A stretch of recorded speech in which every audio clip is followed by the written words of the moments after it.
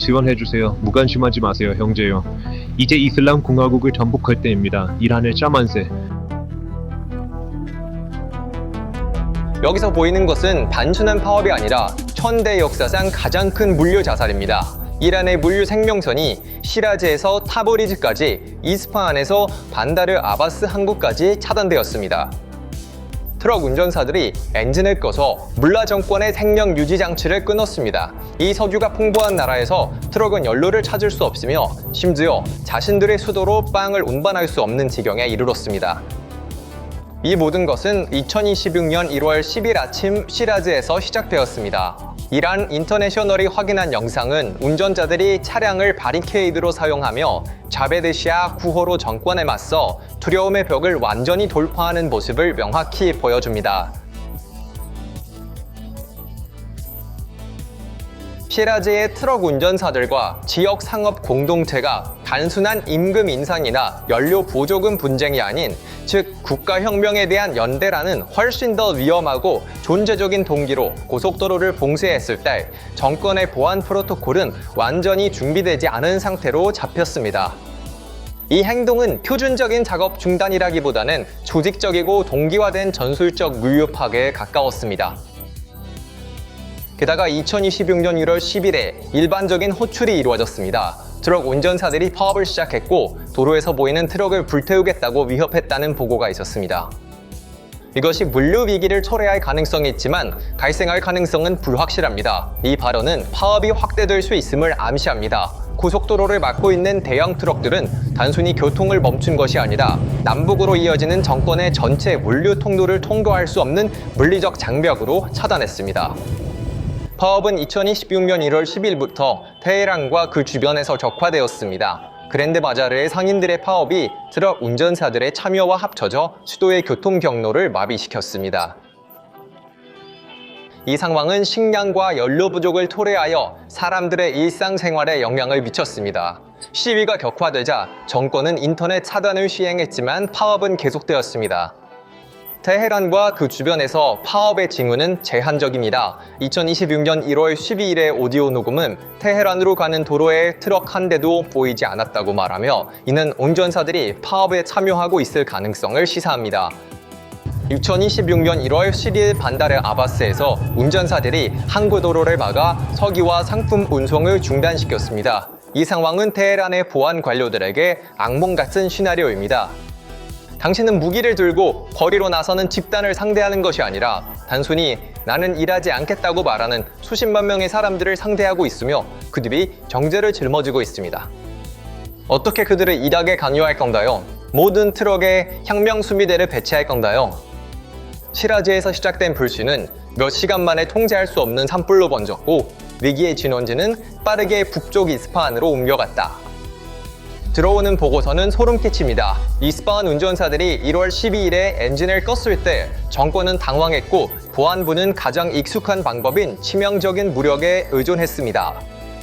이란 와이어의 현장 확인 보고에 따르면 이스파한에서 최소 2명의 트럭 운전사가 차량을 이동시키라는 보안군의 명령을 거부하고 저항하다가 충돌 중에 사망했습니다.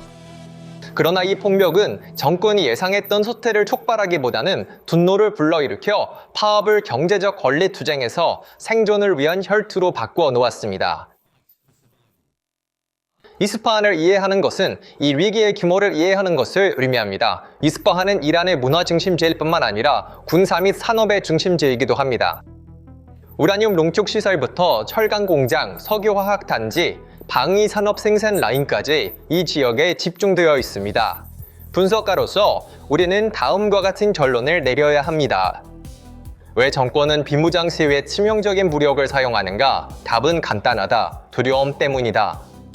이스파한의 공장으로 원자재가 들어오고 완제품이 나가는 흐름이 멈추는 순간 이란 경제의 산업 부문은 궤저에 걸리게 됩니다. 정권은 이 동맥을 열어두기 위해 피를 흘릴 준비가 되어 있습니다. 그러나 2019년 휘발유 시위와 같은 역사적 사례는 파업 중인 노동자들에게 발표하는 것이 행동을 억제하기보다는 그들을 급진화시킨다는 것을 보여줍니다.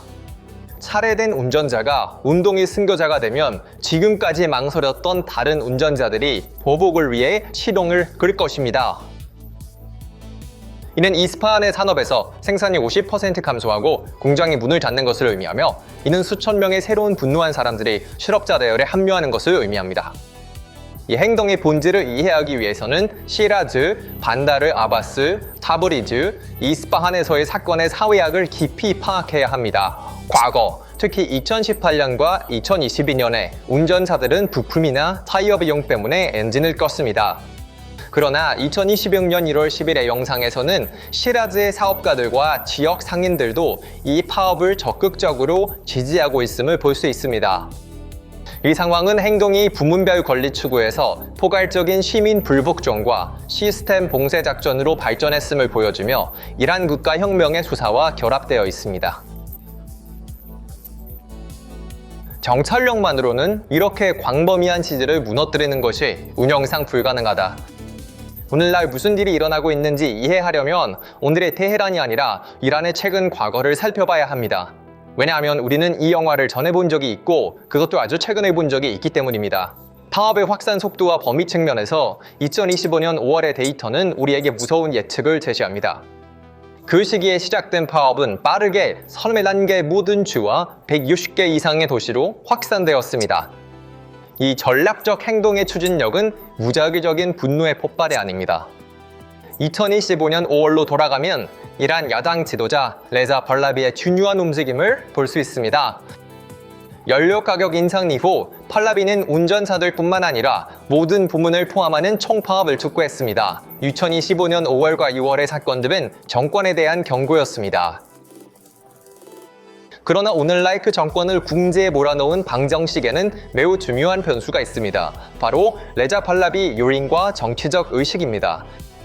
1월 10일에 내려진 지시는 운전자들에게 이 정권의 재정적 생명선을 차단하라는 것이었고 현장에서의 반응은 이 지시가 군사적 효율로 철저히 이행되었음을 보여줍니다. 운전사들은 더 이상 임금 인상을 외치지 않습니다. 그들은 자유, 정의, 그리고 존엄한 삶을 요구하고 있습니다.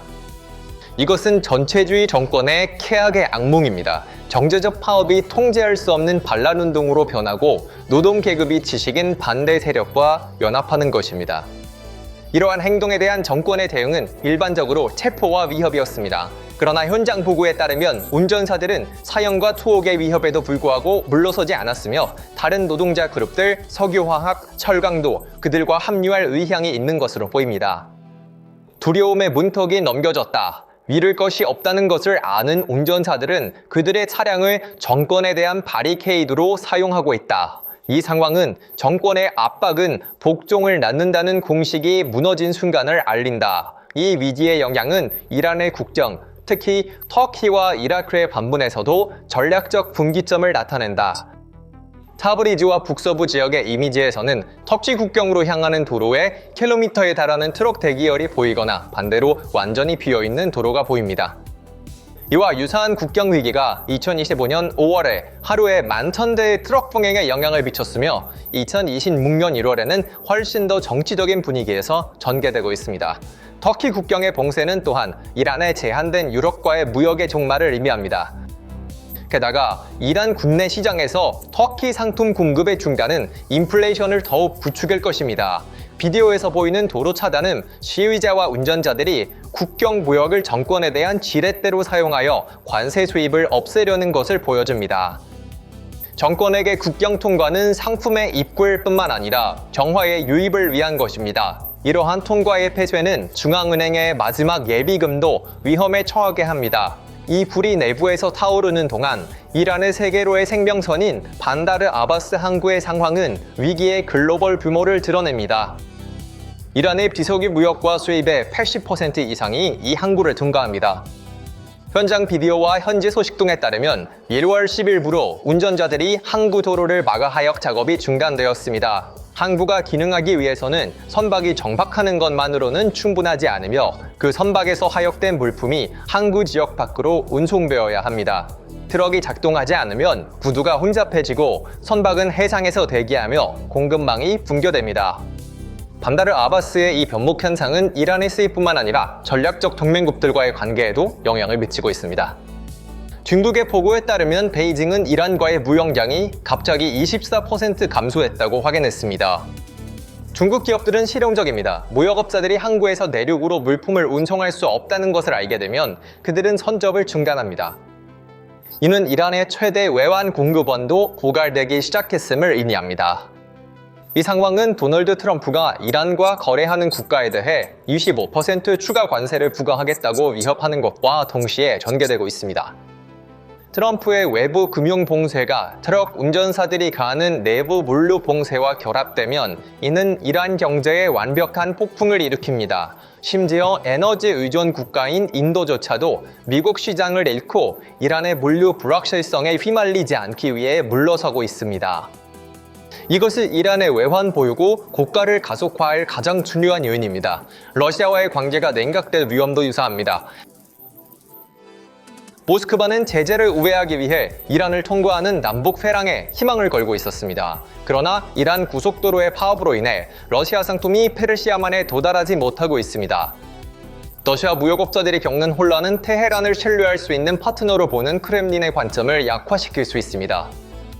이란은 전략적 위치를 자랑하는 국가에서 물류 위험 지역으로 변하고 있습니다. 물류 위기의 가장 두려운 시나리오는 대도시 지역의 기근입니다. 테헤란과 같은 인구 약 1,500만 명의 대도시는 일일 식량과 연료 공급에 의존하고 있습니다. 테헤란으로 가는 도로에 단 한 대의 트럭도 보이지 않았다는 오디오 녹음과 보고서는 수도가 포위 상태에 있음을 나타냅니다. 이것은 군사적 포위가 아니라 공급망 붕괴로 인한 사실상의 고립입니다. 이 상황이 72시간 이상 지속되면 어떻게 될까요? 시장 선반은 비게 되고 주유소에는 줄이 생기며 암시장이 시작될 것입니다. 이미 40% 이상인 인플레이션은 공급 충격으로 인해 초인플레이션으로 변할 것입니다. BBC 보고서는 이미 제재가 사람들에게 미치는 파괴적인 영향을 기록했습니다. 여기에 부족 심리가 더해지면 비정치적인 군중들도 빵을 위해 테헤란 거리로 나설 것이 불가피합니다. 지금 신선한 채소는 테헤란의 시장에 도착하지 않고 밀가루는 식료품점에 도착하지 않으며 연료는 주유소에 도착하지 않고 있습니다. 트럭 운전사들이 운반하는 모든 짐은 정권의 안전기였다. 이제 그 화물들이 도로에서 썩어가면서 도심의 물가는 시간마다 오르고 있습니다. 이 희소경제는 시위에 참여하지 않고 집에 머물고 있는 회색 지대 시민들조차 거리로 내몰고 있습니다. 왜냐하면 배고픔은 두려움보다 더 강한 동기이기 때문입니다. 트럼프는 이란과 거래하는 모든 국가에 대해 25%의 추가 관세를 부과하겠다고 발표했습니다. 이 위협은 베이징에 냉정한 영향을 미쳤습니다. 중국은 이미 경제가 취약하고 부동산 위기에 직면해 있어 붕괴하는 신정 정권을 위해 미국 시장을 잃을 여유가 없습니다. 중국 대사관의 미약한 비난을 제외하고 이란은 전략적으로 고립되어 있습니다. 하메네이는 오늘 밤 전화기 반대편에 아무도 없을 것이다. 중국은 오랫동안 이란을 희생양으로 간주해왔습니다. 이란 DR이 미국 달러 대비 140만으로 하락하고 경제가 붕괴된 것은 이러한 고립의 가장 구체적인 징후입니다. 더 큰 그림을 보면 트럼프의 계획은 단순한 처벌이 아니라 정밀한 정화입니다. 정보 보고에 따르면 베네수엘라에서 마두로를 제거한 전설적인 델타 포스 팀이 중동으로 이동하여 하메네이와 그의 장군들을 밤잠을 설치게 하고 있습니다. 이것은 정권 교체의 수사를 넘어섭니다. 이는 지도부의 물리적 제거입니다. 미국 비행기가 공중에서 대기하는 동안 진정한 빈혈은 이란 내부의 군도관에서 일어나고 있습니다. 정규군인 아르테시와 정권의 충성 경비대인 IRGC 간의 역사적 적대감이 내전으로 변할 위기에 처해 있습니다. 들어오는 정보 보고에 따르면 일부 변경에서는 군인들이 민간인에게 발포를 거부했고 지휘체계가 붕괴되었다고 합니다. 이 혼란 속에서 망명중인 지도자 레자 팔라비로부터 역사적인 성명이 나왔다. 나는 이란으로 돌아가 군대의 애국적인 요소들과 함께 일할 준비가 되어 있다. 팔라비는 미국의 폭격을 침략이 아닌 정권을 무너뜨리는 해방작전으로 설명한다. 만약 미국이 지도부 제거 공격을 수행하여 혁명수비대의 지휘센터를 파괴한다면 정규군인 아르테시가 쿠데타를 일으켜 정권을 장악할 수 있다. 이 시나리오는 바로 트럼프가 마두로 전술이라고 부르는 것입니다. 목표는 나라를 파괴하는 것이 아니라 단지 위에 있는 종양을 제거하는 것입니다. 이런 외무장관 아락치에 우리는 외교에 열려 있다는 호소는 트럼프에 의해 거부되었다. 테이블이 뒤집혔기 때문이다. 더 이상 할 말이 없다. 이란의 출고 경로는 차단되었습니다. 지금 페르시아만의 어두운 물결 위로 USS 에이브러햄 링컨에서 이륙하는 F-35C의 엔진 소리가 들릴 수도 있고 미주리에서 이륙한 B-2들이 이미 이란 영공에 진입하여 폭탄창을 열었을 수도 있습니다. 우리는 모릅니다. 우리가 아는 유일한 것은 외교가 끝났고 당하수회가 당겨졌다는 것입니다.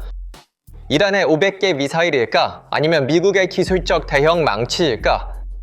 어느 쪽이 먼저 움직이든 내일 아침에 일어나면 우리는 완전히 다른 중동 뒤도를 보게 될 것입니다. 몰라들의 마지막 밤이 시작되었습니다. 트럼프가 말했듯이 나는 매우 강력한 선택지를 가지고 있다. 그리고 그 선택지들은 현재 테헤란 상공에 있다. 여기서 일어나는 발전 상황을 계속 보도할 것입니다. 왜냐하면 매 순간이 아포칼립스 프로토콜에서 역사를 만들고 있기 때문입니다. 새로운 비디오와 심층 분석에 대한 최신 정보를 받으려면 채널을 구독하고 알림을 켜주세요. 진실을 추구하는 PPR 글로벌과 함께하세요. 저희를 선택해주셔서 감사합니다.